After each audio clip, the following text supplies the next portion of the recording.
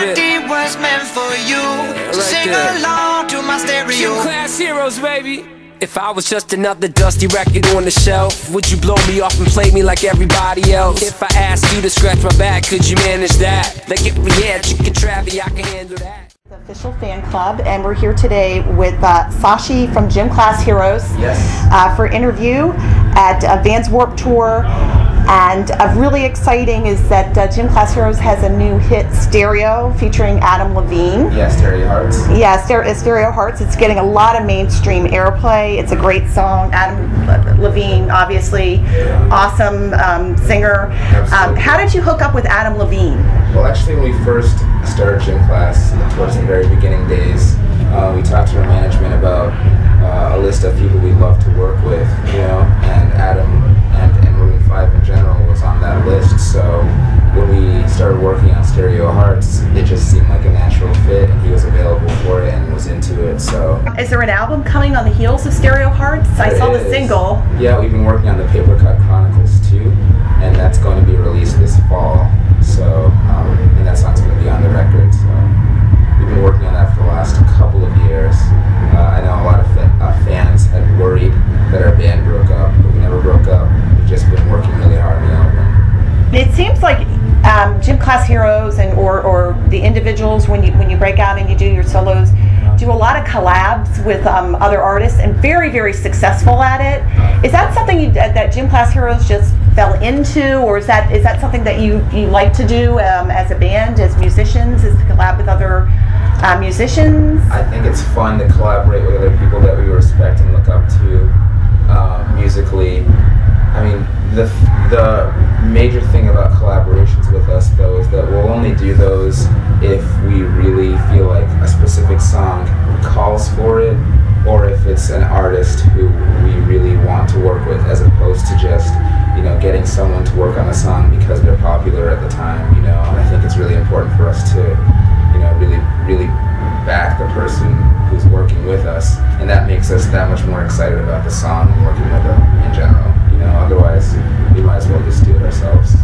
You know, another unique aspect about Gym Class Heroes, I think that you're really successful, is songs like Cupid's Chokehold, where you take the snippets or the samples from prior hits and infuse them and create it like a brand new song out of it. And I think Gym Class Heroes is like the quintessential band to do that. Thank you. How did you pick that particular song, Girlfriend from Supertramp, to infuse and to create Cupid's Chokehold? We were just messing with records at the time. We had like a crate full of records. I mean, I'm really into 70s music in general, but we threw that one up and started kind of playing with it. The rest of us just started playing our instruments over it, and next thing we knew, we had a song created, you know. And Travis just, you know, heard it and was like, "This is awesome." And you know, and one night he just laid out the lyrics for it, and it was done. You know, I mean, I loved the song, but you know, we had no idea it was going to be so huge at the time. We were just having fun and messing around with records. And it's such a cool style with song creation, in a sense. And I was trying to think, like, what are some of the pioneers in that style, where samples or snippets? Like, there was Vanilla Ice, and they took the song from Queen and created Ice Baby. Were those like the pioneers, those bands? Where did that type of song creation? Because I don't remember growing up in the 70s that, you know, songs that were, you know, combined with snippets or samples. I was just curious about the history of that. I think that really started, I mean, with hip hop. You know, when hip hop started coming out, I mean, you have DJs, and I mean, with records, and so as soon as you started integrating records into music like that, I mean, sampling is just the next step. You know, people are rapping over other songs. So I mean, that's been around for a long time. I think we were just playing around with it. Gym Class Heroes, as far as I have seen, you pretty much went from zero to making the top of the charts immediately out the gate. Were you like building up as a band, or did you just happen to hit it really great when you first formed as a band? No, I mean the band's been around since 1997, and in 2004, that's when we started doing it on a very professional level. We got in a van, and we're like, all right, we're gonna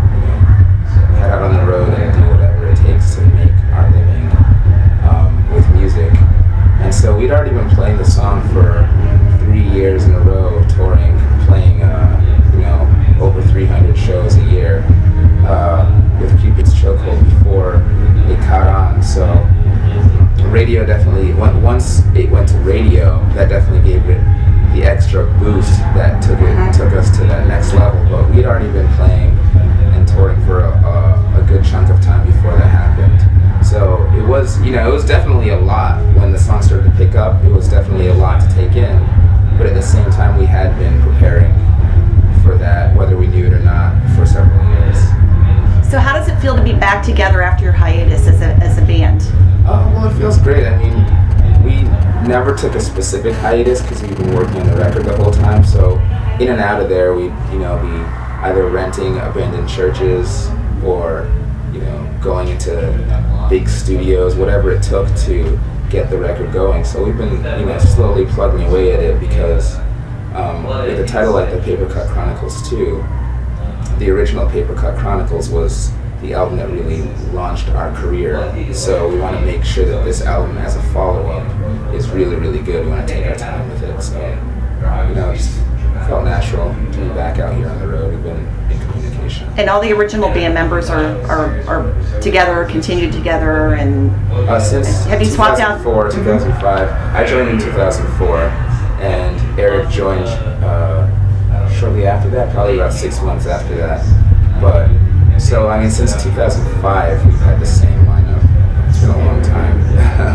Come to think of it. So through your career as a band, was there ever like a particular show, event, or even maybe a place, a country that you went to that really just resonated with you, that was really exciting and very special to you to perform as a band and an artist? I love performing in Australia. That's been a ton of fun. We went there with Gwen Stefani. Was that 2007? 2007, 2008. And then we went back there within the last couple of years. And I mean, it's been such a beautiful experience to perform there. It's such a beautiful country. The people are awesome. I actually proposed there a year and a half ago to my fiance. So, you know, now I have great memories of Australia, even on top of just playing there. That's probably my favorite place worldwide to play. But I mean, I love playing Japan too. You know, and every place has its own special characteristic that I take with me. Are the fans different when you travel internationally in the way they receive you, or they're at the shows? I'd say like it's different for different places. I mean, I've noticed in Europe, you know, in general, in regards to music, I think the general public is just more open to whatever music you offer them. If they like the music, they like the music. There's less emphasis on, you know,